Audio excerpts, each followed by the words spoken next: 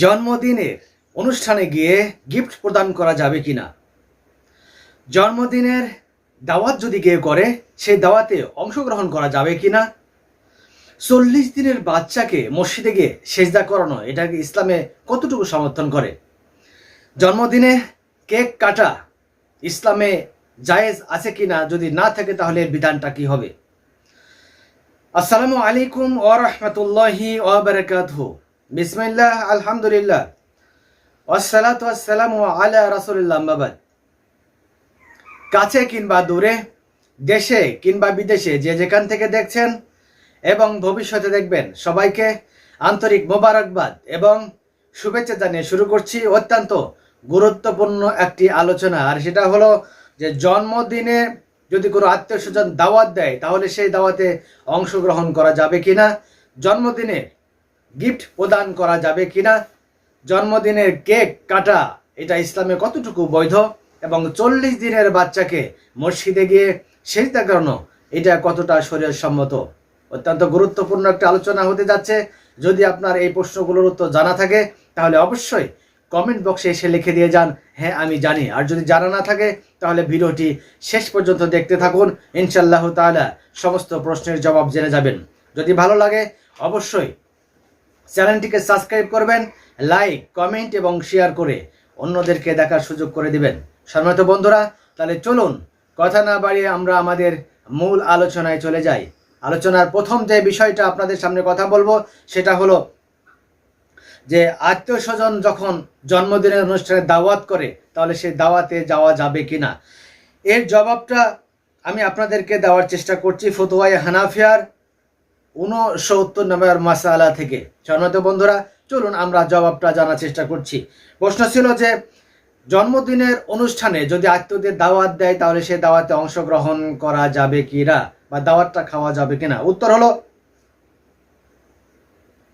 যে আত্মীয় স্বজনের পক্ষ থেকে যদি জন্মদিনের অনুষ্ঠানে দাওয়াত করা হয়, সেই জন্মদিনের অনুষ্ঠানে অংশগ্রহণ করা যাবে না। আবারও বলছি, যদি কেউ জন্মদিনের অনুষ্ঠানে কোনো আত্মীয় দাওয়াত করে, তাহলে সেই দাওয়াতে অংশগ্রহণ করা যাবে না, কারণ এটা একটি অনর্থক ও ভিত্তিহীন অনুষ্ঠান। এই ভিত্তিহীন অনুষ্ঠানে অবশ্যই অংশগ্রহণ করা যাবে না।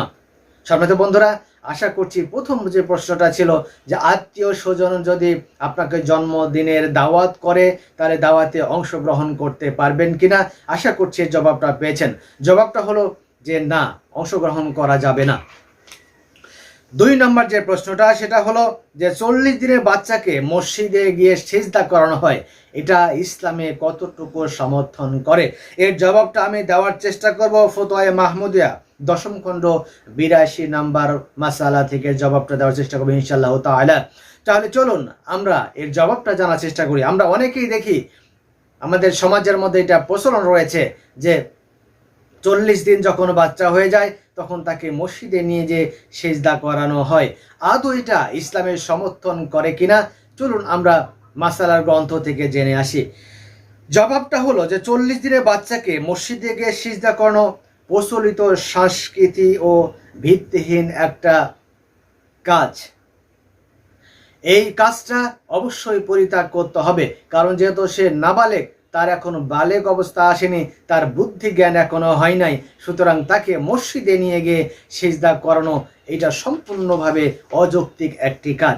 এটা অবশ্যই পরিত্যাগ করতে হবে। সম্মানিত বন্ধুরা, তাহলে আমাদের যে 2 নম্বর প্রশ্ন ছিল যে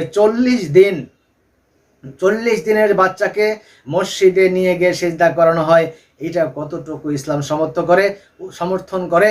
উত্তর হলো যে এইটা একটা ভিত্তিহীন কাজ, এই কাজটা কখনোই করা যাবে না।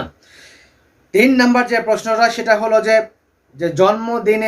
জন্মদিনে কেক কাটা হয়, এটা আসলে শরীয়ত সম্মত কি না? জবাবটা হলো জন্মবার্ষিকী পালন করা বিজাতিদের একটি সংস্কৃতি, এটা বিজাতিদের সভ্যতা।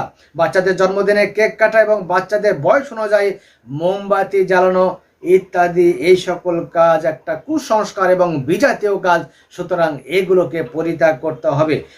যদি আপনি এটা করতেই থাকেন তাহলে আপনার ইমানের ঝুঁকি রয়েছে, ইমানের উপর ঝুঁকি পড়ে যাবে। সুতরাং এটাকে পরিত্যাগ করতে হবে।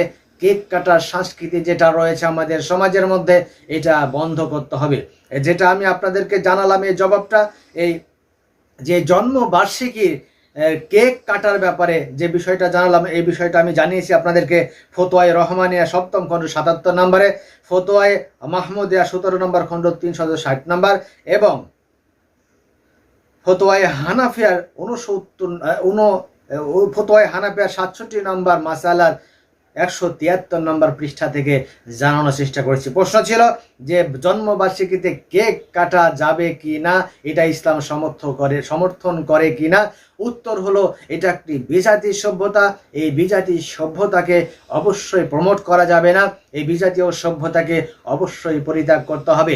যদি আপনি এটা কন্টিনিউ করতে থাকেন তাহলে আপনার ইমানের উপরে ঝুঁকি এসে যাবে, ইমান নষ্ট হওয়ার আশঙ্কা থাকতে পারে। এই জন্য অবশ্যই এই কাজটা থেকে বিরত থাকতে হবে। সম্মানিত বন্ধুরা, ৩ নম্বর প্রশ্নের জবাব ছিল এইটা। ৪ নম্বর প্রশ্ন হলো যে জন্মদিনের দাওয়াতে গিয়ে কোনো উপঢৌকন বা অর্থ প্রদান করা যাবে কি না। অত্যন্ত গুরুত্বপূর্ণ একটা মাসালা। এটা মাসালা ফতোয়ায়ে হানাফিয়া ৭০ নম্বর মাসালার ১৭৩ নম্বর পৃষ্ঠা থেকে আমি আপনাদেরকে এই জবাবটা দিব। এছাড়াও আপকে মাসাইল ৮ম খণ্ড ১২৭ নম্বর পৃষ্ঠা থেকে আমি এটার জবাবটা দেওয়ার চেষ্টা করবো ইনশাআল্লাহ তাআলা। তাহলে চলুন আমরা জবাবটা জানি। প্রশ্ন ছিল যে যদি জন্মদিনে কেউ দাওয়াত করে, সেই দাওয়াতে উপঢৌকন বা অর্থ প্রদান করা যাবে কিনা। উত্তর হলো জন্মদিনের অনুষ্ঠানে যেহেতু যাওয়া যাবে না, অনুষ্ঠানে গিয়ে আবার অর্থ প্রদান বা উপঢৌকন দেওয়া সম্পূর্ণ একটা নিষিদ্ধ একটি কাজ, এটা বিদআত। সুতরাং এই বিদআত থেকে আমাদের দূরে সরে আসতে হবে। যদি আমরা এটা কন্টিনিউ করি, আমরা যদি এই জিনিসটা বলবৎ করতে থাকি, তাহলে আমাদের ইমানের উপরে সে ঝুঁকি পড়ে যাবে। সম্মানিত বন্ধুরা, আমরা অত্যন্ত গুরুত্বপূর্ণ 4টা বিষয় নিয়ে আপনাদেরকে জানানোর চেষ্টা করেছি। যে 4টা বিষয়, 4টাই কিন্তু অত্যন্ত গুরুত্বপূর্ণ। এই 4টা বিষয় আমাদের সমাজের মধ্যে খুবই ওতপ্রোতভাবে জড়িত হয়ে রয়েছে। আমরা কেক কাটতে পছন্দ করি, আমরা শুধু কেক কাটতে পছন্দ করি এমনটাও নয়, আমরা উপঢৌকনও দেই, আমরা গিয়ে দাওয়াতও খাই, দাওয়াতে গিয়ে উপঢৌকনও দেই। এটা বিজাতি একটি সংস্কৃতি, এই বিজাতি কালচার থেকে অবশ্যই আমাদেরকে বের হয়ে আসতে হবে। এবং যদি আমরা এখান থেকে বের হয়ে না আসতে পারি, তাহলে ঈমান কিন্তু চলে যাওয়ার আশঙ্কা থাকবে। সম্মানিত বন্ধুরা, 4টি বিষয় নিয়ে আমি আপনাদের সামনে কথা বলেছি। 1 নম্বর বিষয়ে কথা বলেছি যে 40 দিনের বাচ্চাকে মসজিদে নিয়ে গিয়ে সিজদা করানো যাবে কিনা। আত্মীয় স্বজন যদি দাওয়াত করে, সেই দাওয়াতে অংশগ্রহণ করা যাবে কিনা। জন্মদিনের দাওয়াত যদি করে, তাহলে সেই দাওয়াতে অংশগ্রহণ করা যাবে কিনা। এরপরে কেক কাটা, যদি জন্মদিনের অনুষ্ঠানে কেক কাটা হয়, এই কেকটা কাটা বৈধ হবে কিনা। এবং জন্মদিনের অনুষ্ঠানে গিয়ে উপঢৌকন দেওয়া যাবে কিনা। অত্যন্ত গুরুত্বপূর্ণ 4টি প্রশ্নের জবাব আমি আপনাদেরকে জানানোর চেষ্টা করেছি। যদি ভালো লেগে থাকে অবশ্যই ভিডিওটাকে শেয়ার করে দিবেন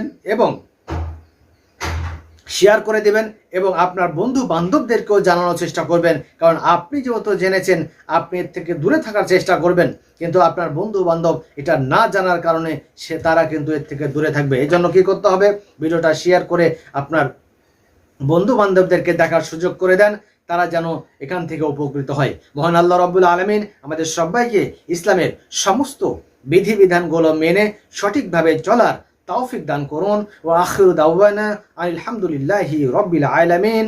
আসসালামু আলাইকুম ওয়া রাহমাতুল্লাহি ওয়া বারাকাতুহু।